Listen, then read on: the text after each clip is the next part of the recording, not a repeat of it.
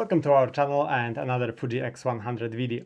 This time I'll be talking about how we customized our camera to make it as easy and as quick to use for our needs, and also to be able to either add new recipes or modify existing recipes. So first of all, let's start from the front of the camera, and that's the focusing ring. If we're shooting in manual focus mode, then of course the ring is controlling focusing, but most of the time we'll be using autofocus, and then this ring is used to control digital zoom, so we can jump to 50 or 70 mil equivalent at the loss of some resolution, of course. Then we have aperture ring, and we prefer to use that rather than one of the command dials to control the aperture. Nice and simple. And then this button here at the front. This one is programmed to show the quick menu, I believe it's called, this screen. And here we programmed set of functions which basically allow us to create new recipes really easily. So by modifying all of those and then saving this new set of settings, we can create new film recipe, save it to one of the slots, and that's that. The little lever here is either used to switch from optical to digital viewfinder, or when we press and hold it for a few seconds, that's what engages the built-in force stop ND filter. So that's super handy. You have to hold it for a few seconds, which is a little bit awkward at times, but still really useful rather than digging through the menus.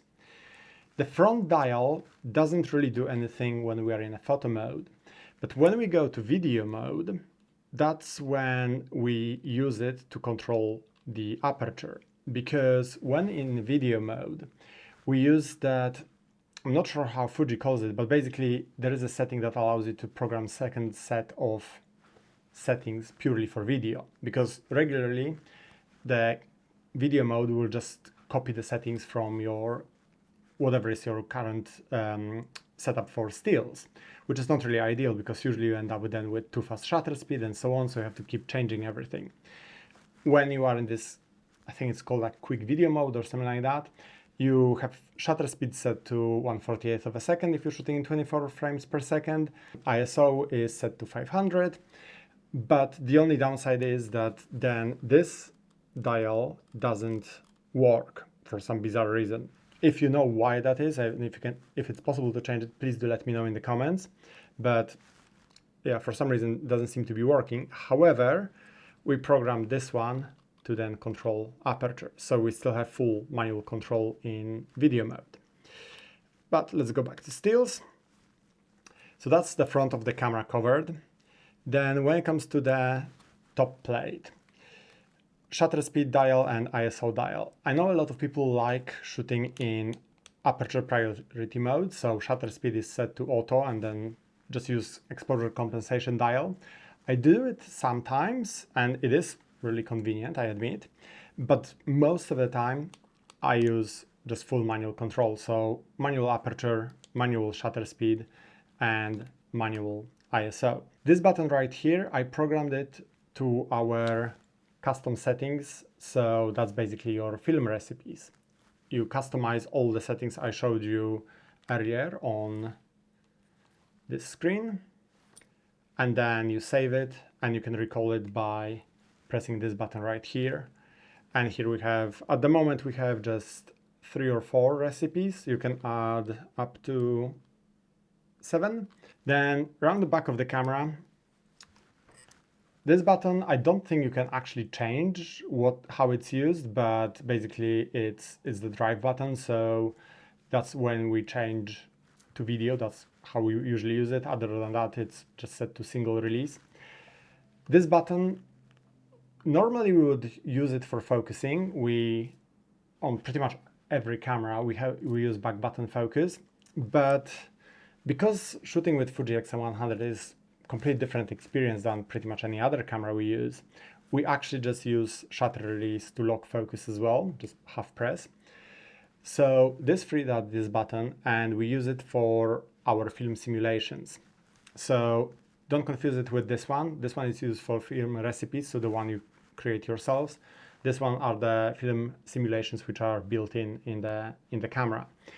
And because we use this thumb grip here, That actually protects this button a little bit, so it's not easy to change it by accident, so that works really well. So this dial right here has two functions. We set it that when you just turn it, it changes shutter speed in third of a stop increments. So standard setting, you can change your shutter speed using the main dial and then further adjust it using this one. But also it has second function, so you can press it and then turn it. And that's how we change our white balance. We have few preferred white balance settings, but we don't really change it that often. So again, it's quite convenient that it's partially obstructed by this lever. And then we have a Q button right here. And this one is actually programmed to flash. So we can switch flash on or off and adjust how we want the flash to behave, power output and so on. And that pretty much covers it. So this is how we programmed everything on the camera to make shooting experience as smooth as possible. So far it's working really well. Of course, we may adjust something in the future. We'll see how things go, but so far that seems to be like a really good setup. In terms of film simulations and recipes. So film simulations, the ones that are built in the camera, we have a couple of favorites. So one of them is Fuji Reala Ace, which is probably the one that gives the most natural color reproduction, or at least the one that we like the most. So when we want to go for true to life colors, that's the one we'll pick. And recently we've been also using Velvia quite a bit. It has much more contrast and much more saturated colors, just like Velvia slide film, which doesn't necessarily always work, but I noticed that it works really well on an overcast day or when you really want to boost colors a little bit. And well, currently it's fall in Vancouver. It's gray on a lot of days. So using Velvia certainly helps to get a bit more punch in the images. I also really like combining it with Polar Pro Short Stash Everyday filter and photographing the city at night. You get much more color and pop from like neon signs and stuff like that. So it can be a little bit too much, this particular simulation, but in the right setting, I think it works really, really well. I played with few others like Classic Chrome and also I think it was Classic Neg and Nostalgic Neg, but I don't know, sometimes I think they work really nicely, sometimes I think they dull certain colors too much and I'm not a huge fan. So most of the time it's either Reala Ace or Velvia. In terms of our custom recipes, well, the first one we use, the one we have programmed under C1, is Regis Portra, probably the most popular one.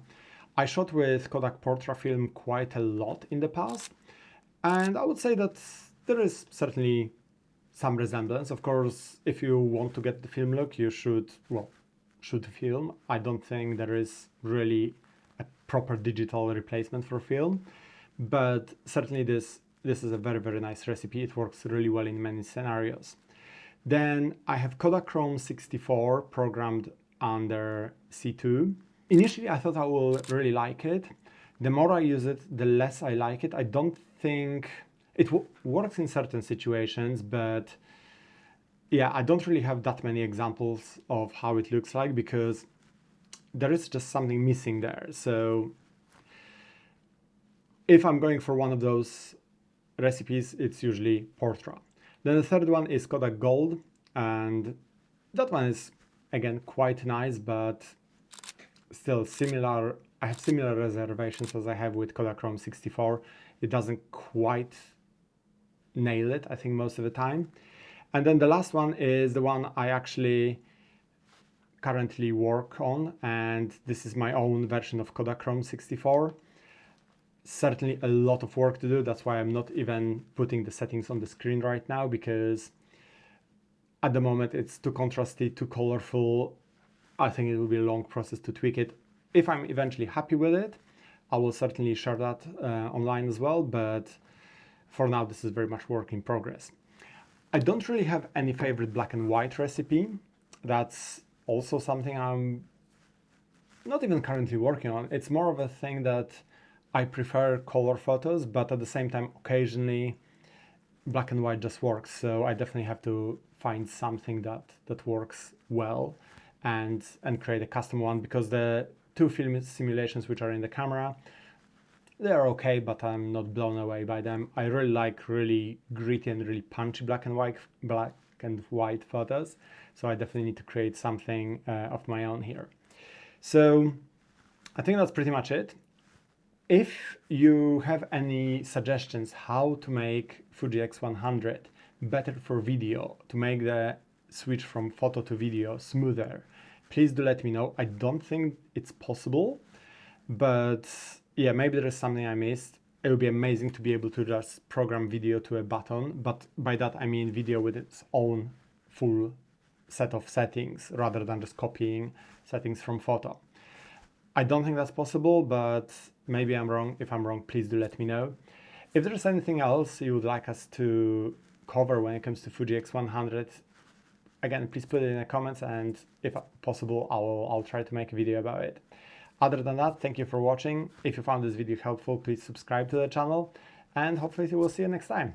Thank you.